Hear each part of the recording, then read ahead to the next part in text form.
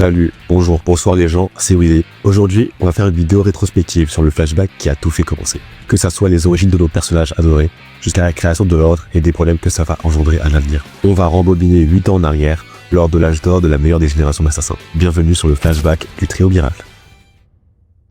Le flashback commence sur l'apparition de Ryo, se faisant attaquer de dos par Nagumo.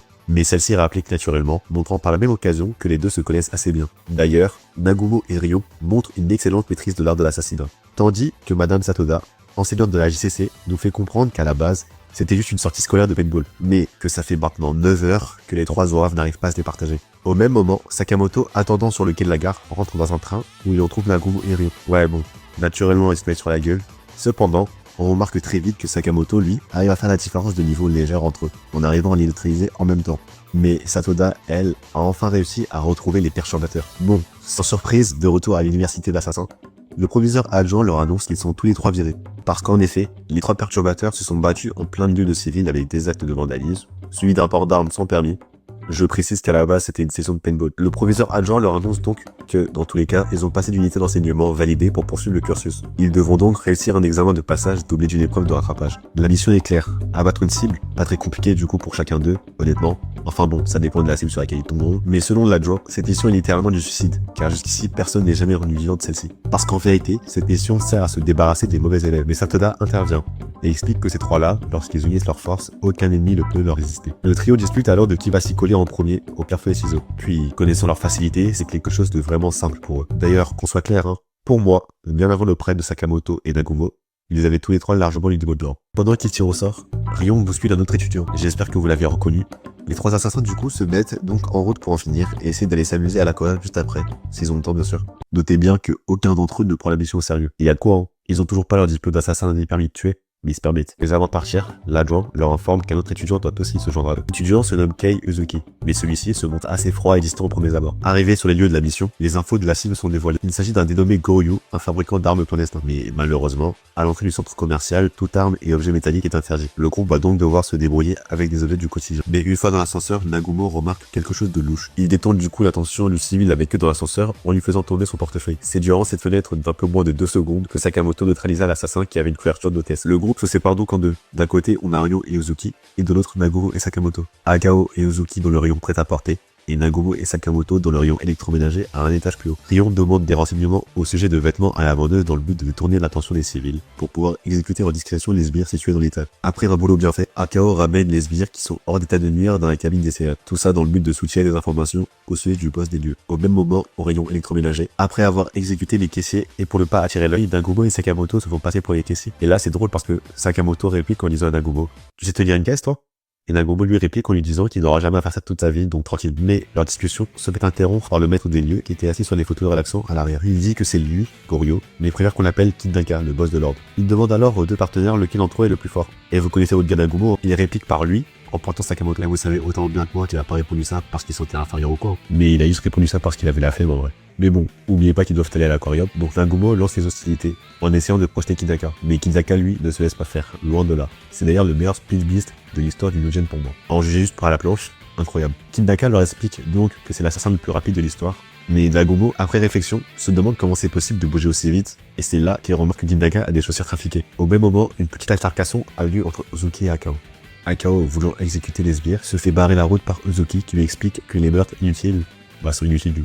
Puis là, il y a un passage très intéressant qui va définir la mentalité de Uzuki. C'est Ryo qui va lui répondre en lui disant: "Explique-moi ce qu'est un assassinat utile." Mais les deux se font couper à cause des dégâts que font Nagumo et Sakamoto à l'étage du dessus. Leur discussion se finit donc sur Akao insultant Uzuki de trouillard et rejoignant les deux autres. De retour sur le combat entre Kidnaka et les deux potes, on remarque très vite que Sakamoto est dépassé et n'arrive pas à suivre. Ryo préparant son offensive grâce à sa particularité, mais cette particularité, on en parlera une autre fois. Elle met Kidnaka sur la défensive dans le but de détourner son attention, pour que Sakamoto et Nagumo finissent ce travail. Et c'est là un Kidnaka bien amoché qui leur demande s'ils veulent intégrer l'ordre. Mais bon, Kidnaka s'élance pour un nouvel assaut.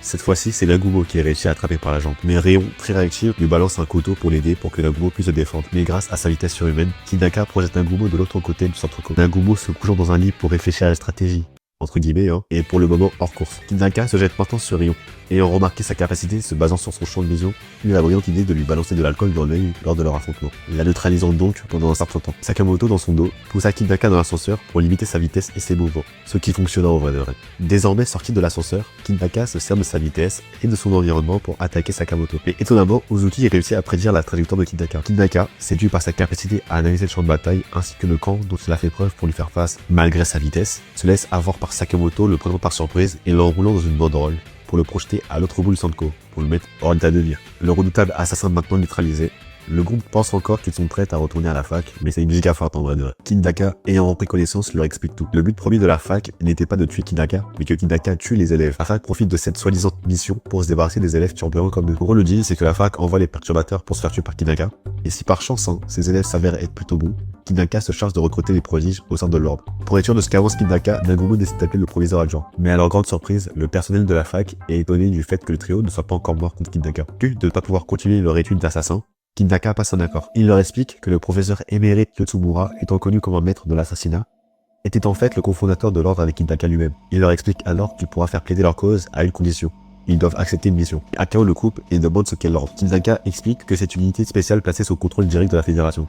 C'est aussi la plus grande force de frappe du monde des assassins, même si pour l'instant ils ne sont que 4. Et pour info, les 4 membres sont Yo, Oki, Yotsumura et Kid-Naka. Bref, Kid-Naka leur propose directement de les suivre. Arrivé sur les lieux, un membre de la fédération des Atos avec une voiture. Cependant, il est énervé car Kid-Naka n'est pas en état de poursuivre sa mission. Il lui explique qu'il n'a pas à s'en faire car ses gamins vont s'occuper de la mission à sa place. Et bien évidemment, le membre de la fédération ne comprend pas qu'on délègue une mission de l'ordre à ne serait que le gamin. Mais Kid-Naka, lui, est plutôt confiant. Il explique du coup la mission à Sakamoto, Nagumo, Akao et Uzuki. Il s'agit tout simplement d'une mission d'escorte. L'objectif est d'escorter un VIP à l'aéroport. Le membre de la fédération, toujours agacé du coup du non sérieux de Kid-Naka, vient se faire couper lorsque notre groupe se fait attaquer par des assassins. Et c'est Rion qui ouvre le bal en protégeant de justesse le VIP avec une précision chirurgicale. Elle partage l'information et la position du sniper à Sakamoto, qui s'occupe de l'abattre en faisant passer son simple pistolet pour un sniper, en donnant un peu d'élan à son tir de sorte à ce que la portée augmente. Nagumo, lui, se charge des assaillants au corps à corps en les exécutant d'un simple mouvement, montrant déjà une excellente maîtrise des armes blanches. D'ailleurs, si vous avez bien remarqué, chaque intervention des 3 membres du trio révèle leur capacité et leur point fort. La réactivité de Akao, l'adaptation de Sakamoto et la maîtrise des armes blanches de Nagumo. Au même moment, le membre de la fédération est sous le choc en voyant tant de prouesses et de talents sur de jeunes gamins de 19 ans. Il comparera même leurs prouesses à ceux de professionnels. Uzuki, lui, de son côté, est parti chercher une voiture, de sorte à escorter les 4 membres pour l'aéroport, tout en protégeant le VIP. Mais, à leur grande surprise, le VIP s'avère être une femme avec sa fille.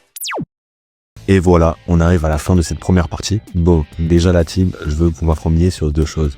La première, c'est si vous avez bien aimé ce type de vidéo un peu narrative dans ce style. Et la deuxième, qui va de soi, du coup, c'est si bien évidemment vous avez trouvé ça accrocheur et réclamé la partie 2. En tout cas pour le moment, je pars du principe que si vous êtes arrivé à ce stade de la vidéo, c'est que vous avez le temps de liker, vous abonner et activer la cloche. Votre temps perdu de 3 secondes est peut-être un supplice pour vous, certes, mais pour moi c'est énorme. Le premier objectif est d'atteindre les 1000 abonnés, donc aidez-vous. On en est encore loin, j'avoue. En vrai, les pirates ont le droit de rêver. Et sur ce, moi je vous dis, Wavy sort.